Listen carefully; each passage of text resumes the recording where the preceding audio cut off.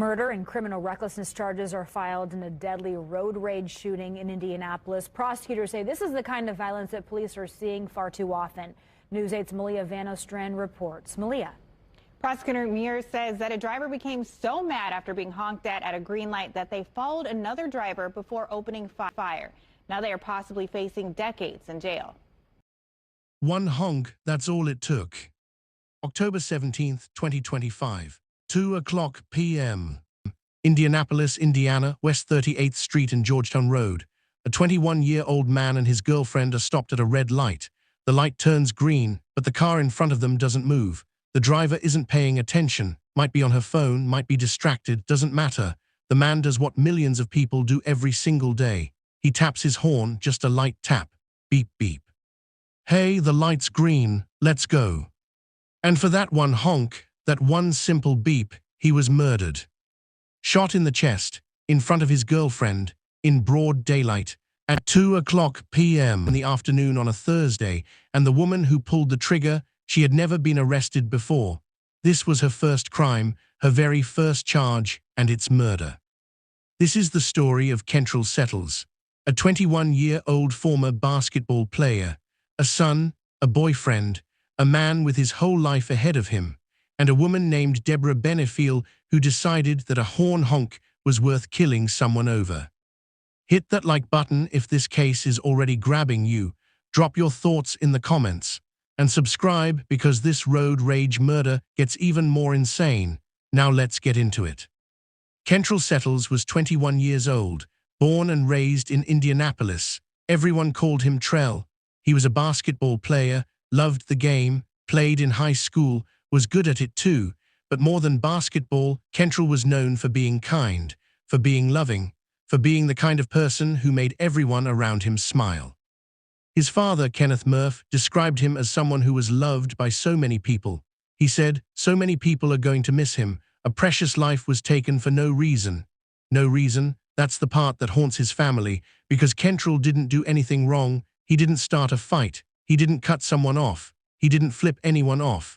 He honked his horn at a green light, that's it, and it cost him his life. October 17th, 2025, Thursday afternoon, around 1:45 p.m. Kentrell and his girlfriend are out running errands. They're in his gold 2006 Chevrolet Malibu. He's driving, she's in the passenger seat. They're heading to her parents' house to drop her off. It's a normal day, nothing special, nothing unusual. Just a couple driving through Indianapolis on a Thursday afternoon. They're driving west on 38th Street. They approach the intersection at Georgetown Road, and there's a green Ford SUV in front of them, stopped at the red light. Kentrell pulls up behind the SUV, and they wait. The light is red. Traffic is moving in the other direction. Everything's normal. Then the light turns green, but the Ford SUV doesn't move, doesn't go, just sits there. Kentrell waits a second, maybe 2 seconds, giving the driver time to notice. But nothing. The SUV isn't moving, so Kentrell does what any normal person would do. He taps his horn, not a long, angry honk, not laying on the horn, just a quick beep beep. Hey, light's green, let's go.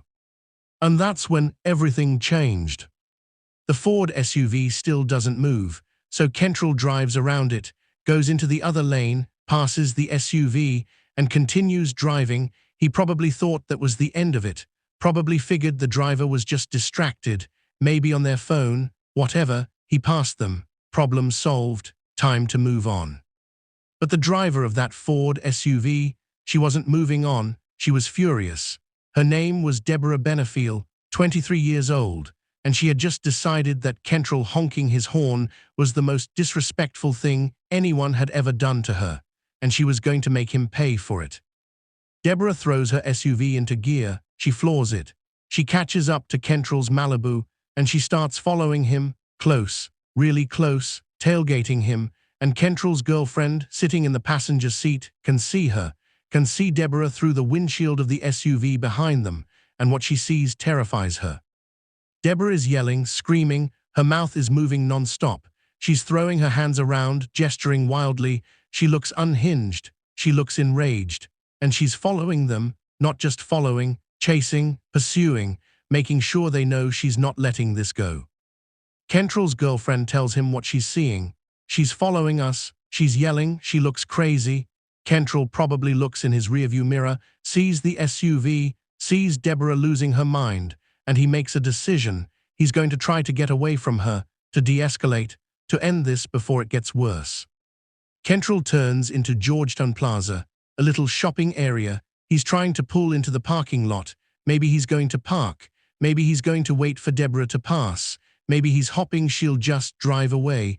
But Deborah doesn't drive away. She follows him right into the plaza. And then she does something that nobody expected. She pulls out a gun, a .40 caliber Glock. She aims it at Kentrell's Malibu, and she fires. Bang, one shot through the back passenger side window. The glass shatters. The bullet tears through the car, and it hits Kentrell right in the chest. The bullet enters his lung, then it hits his heart, and it lodges in his chest cavity. Kentrell slumps forward, blood, pain, shock. He's dying, and Deborah, she drives away, just leaves, doesn't stop, doesn't call 911, doesn't check to see if he's okay, she just flees. Kentrell's girlfriend is screaming, she's panicking. She jumps into the driver's seat. She has to get him help. She has to get him to a hospital, so she drives. She's not far from her parents' house. Maybe she thought they could help. Maybe she wasn't thinking clearly.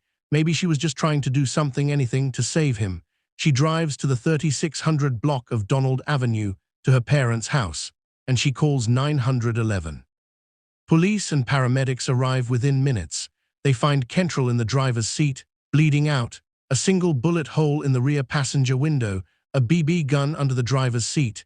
Kentrell probably had that BB gun for protection, but he never got the chance to use it, never even knew he needed it, because this all happened so fast. 1 minute he's driving, the next minute he's shot, dying.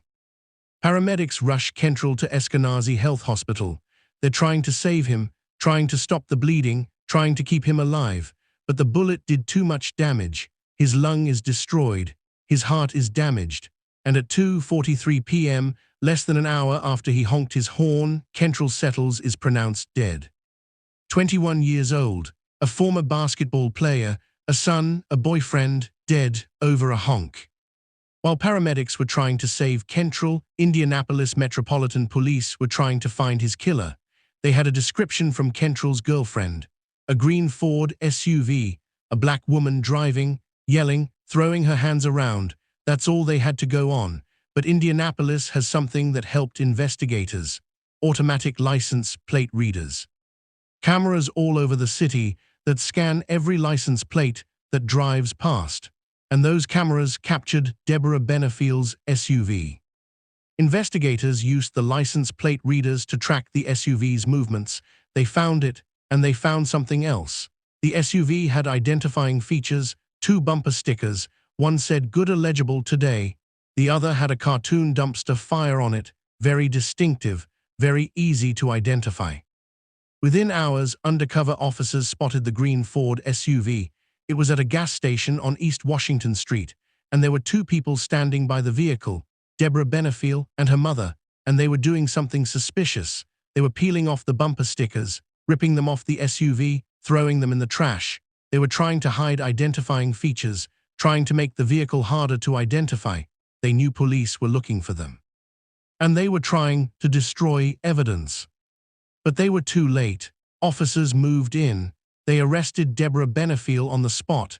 They recovered the bumper stickers from the trash, and they impounded the SUV as evidence. Deborah was taken to police headquarters for questioning, and she did something smart. She lawyered up. She told officers, "The gun is in my apartment, in a bag." But then she refused to say anything else, refused to explain why she shot Kentrell, refused to give her side of the story, just shut down completely. Police got a search warrant for Deborah's apartment on East Washington Street. They went inside, and they found exactly what she said they'd find: a .40 caliber Glock handgun in a purse, loaded, ready to be used again. Ballistics would later confirm that this was the gun that killed Kentrell Settles. October 21st, 4 days after Kentrell was killed, the Marion County Prosecutor's Office filed formal charges: murder, criminal recklessness. Deborah Benefiel was being held without bond, and prosecutors made something very clear. This was her first arrest, her very first charge. She had no criminal record, no history of violence, no prior run-ins with the law, and her first crime, murder. Marion County Prosecutor Ryan Mears held a press conference, and what he said resonated with everyone who heard it. This case is yet another tragic example of a simple dispute on our roadways turning deadly over what amounts to nothing. A moment of anger should not cost someone their life. This kind of senseless violence is something prosecutors and police are seeing far too often. He continued, the victim in this case honks his horn and ends up losing his life. It's beyond senseless. Beyond senseless. Those were the exact words he used, because that's what this is. Senseless, pointless, stupid. A man honked his horn and he was murdered. There's no logic to it, no justification, no explanation that makes it make sense. Indianapolis Metropolitan Police Chief Chris Bailey added, the senseless death of this victim is both heartbreaking and unacceptable. This tragedy serves as a stark reminder of how quickly anger and violence can destroy lives and families. So who is Deborah Benefiel? Who is this woman who killed a man over a horn honk? She's 23 years old. She has no prior criminal record. She was living in Indianapolis with her mother. She was driving around with a loaded gun in her car, and when someone honked at her, she snapped, completely snapped, decided that disrespect, or what she perceived as disrespect, was worth killing someone over. Prosecutor Mears said something interesting about her case. That's not typically how these cases progress. Usually you see more of an interaction. Usually you see multiple steps that kind of lead up or escalate to the point where gun violence has been used. That's not the allegation here at all. In other words, this wasn't a typical road rage case. There was no back and forth, no escalating confrontation, no mutual combat. Kentrell honked, Deborah chased him, and Deborah shot him. That's it, 3 steps, and a man is dead. There's a witness to all of this.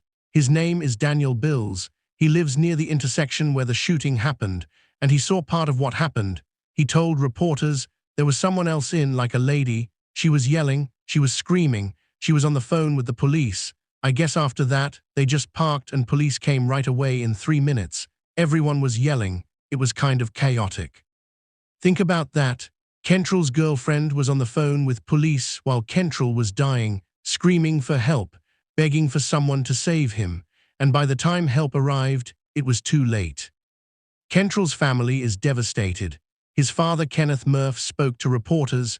You could hear the pain in his voice, the disbelief, the anger. He's loved by so many people, and so many people are going to miss him. A precious life was taken for no reason. He didn't do anything wrong, and for it to still happen, it troubles you as a father. Kenneth is right. Kentrell didn't do anything wrong. He honked his horn. That's it. That's all he did. And for that, he's dead. His father has to bury his son. His girlfriend has to live with the memory of watching him die in front of her. His family has to live with the fact that his life was stolen over absolutely nothing.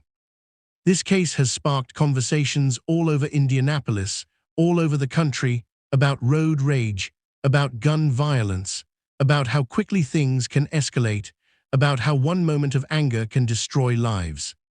Driving instructors in Indianapolis are now teaching differently because of incidents like this. They're telling students, if someone is road raging, don't engage, don't honk back, don't flip them off, don't even make eye contact. Just let them go, get away from them, because you never know who has a gun, you never know who's unstable, you never know who's willing to kill you over something as small as a honk. That's the world we live in now, where people are afraid to honk their horns at a green light, where a simple beep beep can get you killed, where road rage has become so common, so deadly, that we have to teach people to just accept disrespect, accept dangerous driving, accept anything, because confrontation might cost you your life. Deborah Benefiel appeared in court on October 22nd, her preliminary hearing. She stood in front of the judge in handcuffs, no bond. She's being held without bond because the judge knows what everyone knows. She's dangerous. She killed someone over a horn honk. There's no telling what else she's capable of. Her next court hearing is scheduled for November 4th, but this case is pretty straightforward. There's a witness. Kentrell's girlfriend saw everything. There's video evidence.